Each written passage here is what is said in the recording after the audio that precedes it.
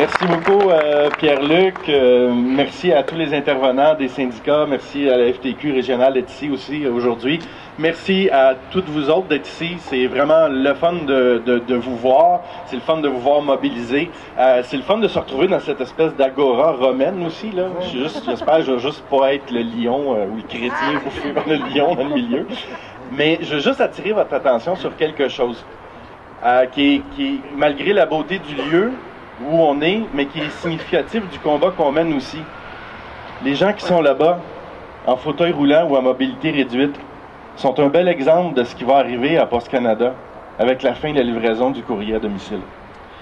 Je salue votre présence. Merci beaucoup d'être avec nous. Je suis désolé que vous ne puissiez pas être sur le terrain, mais c'est très, très symbolique de ce qui va se passer si on laisse les conservateurs faire. Il y a 6 mois, on est au Parlement avec Pierre-Luc puis avec nos collègues. Normalement, on finit le 15 décembre. Je vous dis ça parce que, juste pour montrer un peu le plan de match de Post Canada puis comment ils agissent. On est supposé de finir le 15 décembre, mais il n'y a plus grand-chose à l'ordre du jour, il n'y a plus grand débat à faire, il n'y a plus de projet de loi adopté ou de budget. Donc, les partis s'entendent entre eux autres, on se parle, puis on décide que le 10 décembre, on arrête. On se reverra à la fin du mois de janvier. Joyeux Noël, bonne année tout le monde. On retourne à la maison. On finit le 10 décembre. Puis qu'est-ce qui arrive le 11 décembre au matin à 9 h? Post Canada envoie un communiqué de presse pour annoncer son plan sur 5 ans de coupure. Le lendemain qu'on a fermé le Parlement. Comme par hasard. Moi, j'ai de la misère à penser que ça n'a pas été arrangé avec le gars des vues, parce que là, ça veut dire que pendant 1 mois et demi, on ne peut plus poser de questions au gouvernement parce que le Parlement y est fermé. Puis le monde s'en va pour Noël puis le jour de l'an. Un plan qui a 3 points principaux. D'ici 5 ans, on va mettre fin à toute la livraison du courrier à domicile à travers le pays, puis on va installer des boîtes postales communautaires partout. On augmente le prix du timbre à l'unité. On parle de 60% d'augmentation du prix du timbre. Sinon, 35% si vous les achetez par des livrets. Puis on prévoit de couper 8000 jobs d'ici 5 ans. 8000. Ils disent que ça va être par attrition, on verra. Mais même si c'est par attrition, des gens qui s'en vont à la retraite, qui ne sont pas remplacés, ça veut dire que pour nos jeunes qui sont sur les bancs d'école aujourd'hui, c'est 8000 jobs de moins qui sont disponibles sur le marché du travail quand ils vont sortir puis ils vont se chercher une job. Puis dans des places, dans des villages de des municipalités, la job de facteur, elle ne peut pas être remplacée par bien d'autres choses. Si on va travailler au dépanneur ou à l'épicerie, puis c'est à peu près tout. Alors, ils nous font ça. À 9 h le matin, ils envoient le communiqué de presse pour nous annoncer ce plan-là de coupure. Pendant des mois, la ministre Lisa Raitt nous a dit « Nous autres, on n'a rien à voir là-dedans, les conservateurs puis le gouvernement. Vous savez, Post Canada, c'est une société indépendante, autonome, ils font bien ce qu'ils veulent. Puis, ils n'ont plus de lettres, puis de toute façon, il faut couper, puis c'est le même, c'est le même. » Je vous rappelle, à 9 h, il envoie le communiqué de presse pour dire qu'il coupe. À 10 h, le ministre des Transports envoie un communiqué de presse pour dire que ça a bien de l'allure, le plan de Post Canada. 1 heure plus tard, ils sont vite en maudit au ministère des Transports pour analyser des plans d'affaires. Ils sont vite pour rédiger un communiqué de presse aussi. Fait que quand ils disent qu'ils ne sont pas ensemble, ils ne sont pas collés un sur l'autre, ils nous prennent pour des valises. Nous, au NPD, on a réagi rapidement. On a convoqué un comité parlementaire pour faire venir le boss de Post Canada, M. Deepak Chopra, pour y poser des questions. Et ça commence à être un peu célèbre, mais il y a un de mes collègues qui pose la question, est-ce que vous avez pensé à l'impact réel quotidien de la fin de la livraison du courrier à domicile pour les personnes accidentées, les personnes à mobilité réduite, les personnes handicapées ou alors les personnes âgées, nos aînés? C'est pas facile, des fois, l'hiver, quand il y a de la neige et de la glace, de sortir dehors pour aller chercher son courrier.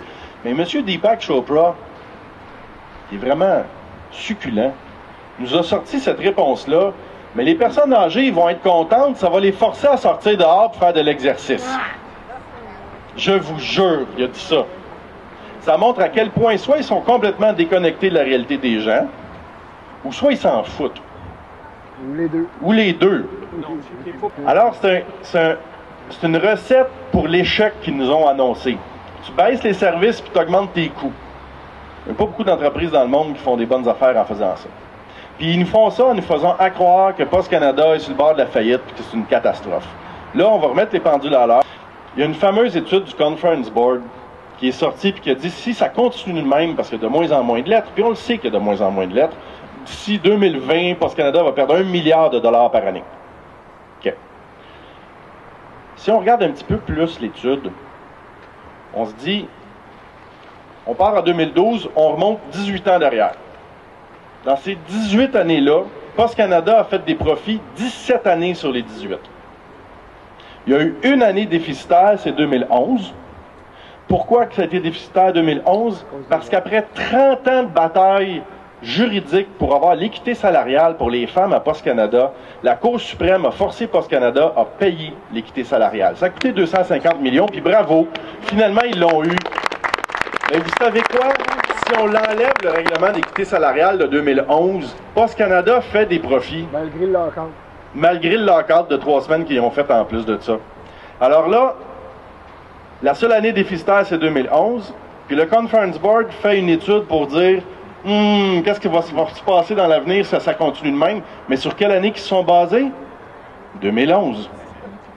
Pas 2009 ou 2010 ou 2012 où c'était rentable et il y avait des profits. Sur la seule année déficitaire, puis après ça, ils nous disent si ça continue de même, ça va être la catastrophe. Fait que vous voyez que des fois, c'est un petit peu arrangé avec le gars des vues. Puis le Conference Board, c'est un groupe d'études d'économistes de droite. Sur le conseil d'administration du Conference Board, il y a Deepak Chopra, le boss de Post Canada. Alors, il faut faire attention avec ces chiffres-là. Puis ils ont tellement martelé que c'est épouvantable, on perd 1 milliard de dollars par année. C'est pas vrai. Refusez cet argument-là quand vous l'entendez, ce n'est pas vrai. La poste lettres, les lettres diminuent, c'est vrai. On s'envoie beaucoup moins de lettres d'amour qu'avant. C'est dommage. On s'envoie des textos d'amour. Par contre, quand les gens disent, ben oui, mais le monde sont sur Internet, sont en ligne, je veux bien, ils font des achats en ligne, entre autres. Quand tu achètes en ligne, sur Amazon ou sur eBay, une fois que tu as cliqué j'achète sur ta souris, est-ce que ça apparaît sur ton bureau? Il faut qu'il y ait quelqu'un qui mette la patente dans une boîte puis qui la livre chez vous. Ça existe encore, ça. Et c'est en croissance. Et Post Canada fait de plus en plus d'argent avec ça, mais on pense, nous, qu'il devrait être encore plus agressif pour justement investir le domaine du colis, pour ramener des revenus supplémentaires, puis pas laisser ça à FedEx ou UPS, qui sont des compagnies privées, souvent américaines. La deuxième chose, c'est regardons ce qui se fait ailleurs en tant que service bancaire. Et ça, c'est intéressant. Pierre en a parlé un petit peu tantôt. Post Canada a offert des services bancaires jusqu'en 1968 à peu près. Puis là, ça a arrêté. Mais si vous regardez les services postaux de la France, de l'Italie, de l'Allemagne, de la Suisse, du Japon, de la Nouvelle-Zélande, chaque service postal offre des services bancaires. Post Canada, c'est 6400 comptoirs à travers le pays. C'est le plus gros réseau qui existe. Il n'y a pas une institution qui est capable d'accoter ça. 68 000 employés. On pourrait offrir des services bancaires de base. On ne parle pas de jouer à la bourse et de faire de Wall Street, là. Avoir un compte, déposer des chèques, les changer, payer des factures, faire des dépôts, des retraits. C'est tout. Puis ça amène des nouveaux revenus. Et ça fonctionne partout dans le monde. Et ça pourrait rendre service à des gens. Vous savez qu'il y a 900 000 Canadiens qui n'ont pas de compte en banque. Ces gens-là, quand ils ont un chèque du gouvernement ou qu'ils ont une job qui se sont fait payer par un chèque, qu'est-ce qu'ils font avec leur chèque quand ils n'ont pas de compte en banque? Bien, ils s'en vont, ils se retrouvent dans des places comme Instachèque, qui leur chargent 8 et 10 % de la valeur du chèque pour le changer. Méchante gang de voleurs, d'ailleurs.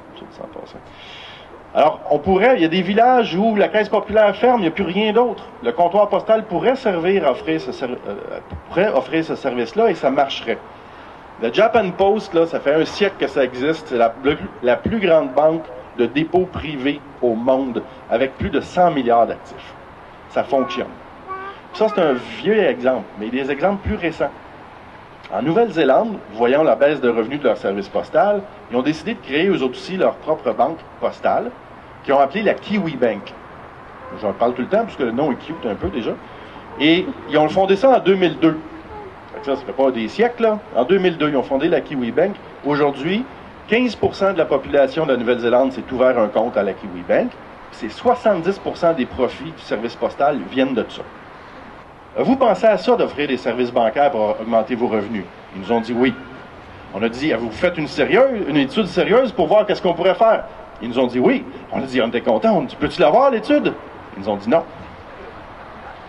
Ils nous ont dit non. On n'a pas d'affaire à vous donner ça. C'est pas public. À preuve, on l'a obtenue, l'étude, le journaliste l'a obtenue. Elle a 811 pages, cette étude-là.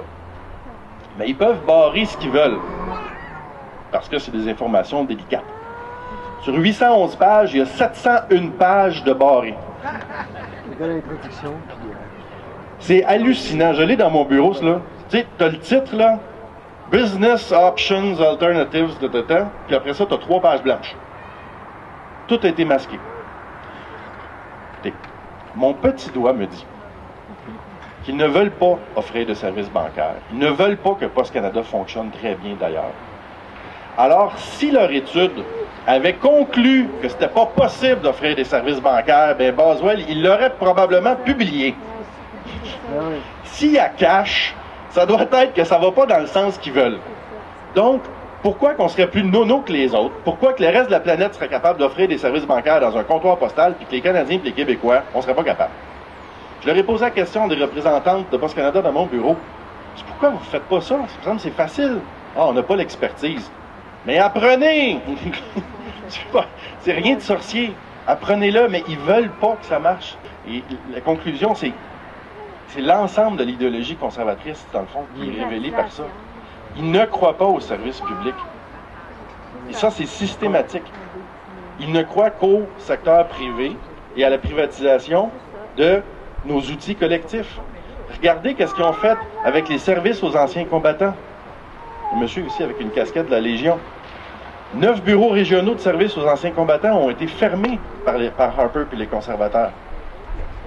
Hein? Puis ils disent toujours on aime les militaires, puis il faut respecter nos soldats, puis tout ça. Ils sont bien bons pour les envoyer à la guerre, mais quand ils reviennent, par exemple, qu'ils sont maganés, il n'y a plus question de leur offrir des services. Voilà. Bravo! Les services au chômage, la réforme de l'assurance chômage, comment ils ont continué à piller dans la caisse d'assurance chômage, comment ils coupent des jobs à Radio-Canada, puis comment ils coupent maintenant à Post Canada. C'est le même pattern partout. Puis il va falloir y mettre un frein puis une fin à ça. Parce qu'on y tient à nos facteurs puis nos factrices, on tient à ce service-là, puis on ne comprend pas justement pourquoi on serait le seul pays de l'OCDE à pu être capable de livrer la malle à la maison. Faut le faire, là. Les Espagnols, puis les Italiens, puis les Français, ils le font, puis ils sont dans des situations économiques bien plus difficiles que nous autres ici. La bonne nouvelle, c'est que le plan de Post Canada, il est sur 5 ans. Les prochaines élections sont dans 18 mois. Et dans 18 mois, si on change de gouvernement, mais on pourrait changer la direction de Post Canada. Quand je dis pas changer la direction de Post Canada, c'est peut-être pas juste l'orientation. Ça peut être les personnes. Je peux pas faire de promesses là-dessus, mais ça n'a aucun sens comment c'est géré Post Canada en ce moment. Vous savez qu'à Post Canada, en plus de M.